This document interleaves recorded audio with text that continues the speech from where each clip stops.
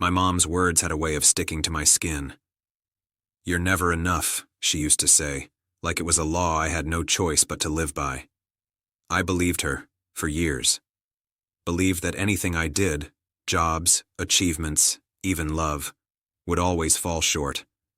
But nothing prepared me for the truth I discovered decades later. It started with a misplaced letter. I was helping my mom clean the attic, and there it was, a bundle of envelopes, yellowed with age. Curiosity got the better of me. I opened one, and there it was, photographs. My wife and my brother, together, intimate, hidden. Smiles, embraces, moments that weren't meant for anyone but each other. My stomach dropped, my chest burned. I couldn't breathe. For a second, I thought it was a mistake. But the letters, the notes, the dates, they all lined up. 20 years of betrayal. My own mother had covered it up, shielding my wife and brother from consequences while letting me live a lie, believing I was never enough to hold the people who were supposed to love me. I left the attic quietly. I didn't confront anyone. Not yet. Anger at first, then disbelief, then cold calculation took over. I began to gather evidence.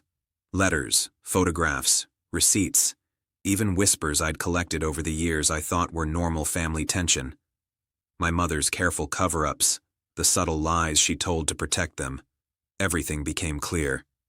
She had orchestrated a life where I was always the fool, blind to the truth. I didn't act rashly. I watched and waited.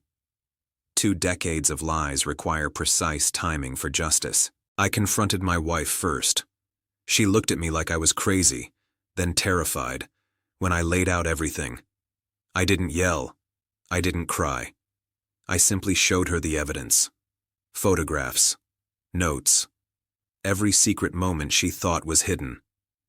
Then I confronted my brother, the man who had smiled at family dinners while hiding a lifetime of betrayal. He stumbled through excuses, denials, weak apologies. Nothing could erase 20 years of deceit.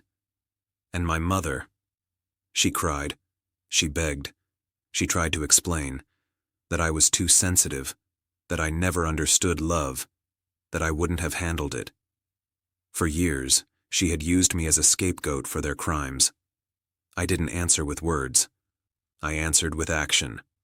I changed the locks on the house, took control of the finances, filed legal documents to protect myself and ensure that any inheritance, property, or shared assets couldn't be used by the trio who had betrayed me. I told them to leave, quietly, without drama. Just a letter, carefully drafted. I would no longer tolerate lies, theft, or manipulation. They had taken 20 years of my life, and I was reclaiming the next 20 on my terms. The aftermath was silent but devastating for them. My wife and brother had no access to accounts or properties they thought were guaranteed. My mother, used to controlling, realized too late that I had taken control for myself. Friends and family learned the truth slowly, piece by piece. Her cover-up turned against her. I didn't humiliate them. I didn't gloat. But every text they sent begging for forgiveness, every attempt to explain or manipulate, I ignored. My life was mine again, free from decades of lies and betrayal. I realized the cruelest truth. Betrayal can come from the people you love most. But revenge doesn't need to be violent or loud. It can be precise, methodical, and irreversible. I forgave them in my heart eventually, but I never let them back in. I built a life with people I could trust, people who never lied or protected deception. 20 years of being never enough ended in one quiet, definitive act: reclaiming myself. And in that moment, for the first time in decades, I felt enough.